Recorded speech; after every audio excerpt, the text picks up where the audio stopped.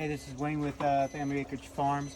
I'm not sure if I've ever shown you these things here. I know you're listening to a lot of beeping right now, but they're super great. It's a thermostat, and so there's two different lights here that will turn on and off to keep our birds warm. So you see that? And this little guy right here, this thermometer. This is your little thermometer probe, and the light turns on and off. Whenever it just turned off because it got warm enough for it to turn off. This one here is beeping right now because of this. So let me open up this part of this here, and you see this here. Got some quail trying to fly out here. This guy right here. You see that? It looked like it landed right there, and we did have it over here, over this way. But I'm guessing what happened was the quail jumped up and knocked it over. And so it burned it, and it's not working anymore. So what I'm about to do is I'm going to splice it. All right, so I got it working. You see, this is where it was burned at. It was burned on there, but this is where it was. All I did was cut that burned part out, and I spliced it. These are really small wires. It took me. You have to have gentle hands when you do these guys. Super small wires. But what I'm going to do, I have them just covered up here. I got some tape on them. I covered them up. I'm gonna get some more tape here, and I'm just gonna tape these together. So, and I'm gonna tape one on to here, all that good stuff, just to keep it from coming apart.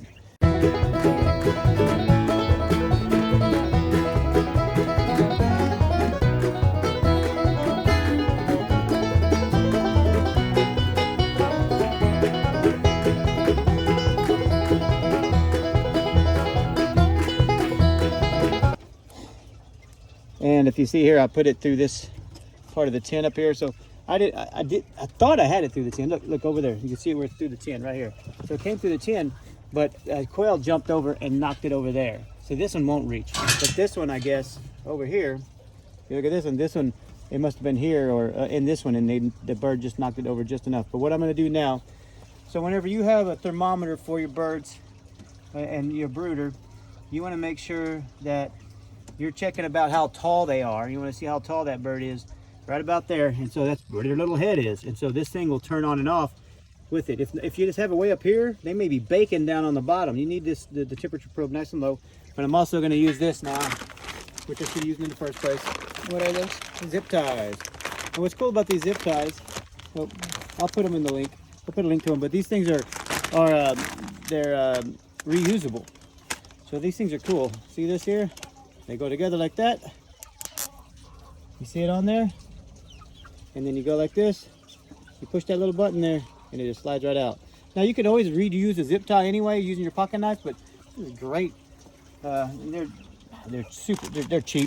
I got all those for, I'm sure it was either in the 10s or the teens, and I'm pretty frugal, so I make sure I don't blow money, and so this wasn't a waste of money.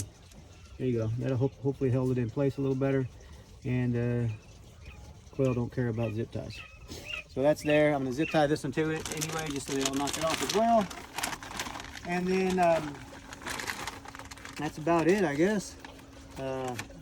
Saved the day by me getting here. Luckily, my neighbor called me and told me that this alarm was going off. We're out of town. Yeah, we were out of town for Thanksgiving, and my neighbor gave me a call. Said, hey, this thing's beeping. I said, just unplug it so we don't burn the place down. And then I came and fixed it later. So it's working. No more beeping. Everything's fixed. And hopefully the quail won't break it anymore. All right, cool. I just wanted to explain this thermometer, the thermostat. It's called the Pymeter. And so this is what I use for the brooder. It is great. So right now is what the temperature currently is on the first light, and this is the second light. So it runs two lights. And so you see the temperature's dropping. And I believe it's set for 80 degrees right now. So let's go and we'll check. In order to set this thing, you hold down set for like 3 seconds. And there you go. And so you can choose between Celsius and Fahrenheit. I choose America. I hit set on that. And so now, so hit set. There you go. 90 degrees on, right? So 90 degrees on. We want it to go to 95, right? So because we don't want those first little chicks to stay warm. So 95. We hit set. And then we want it to go off at 99. Hit set. And then 2 is on at... I'm going to put it on at 95, right?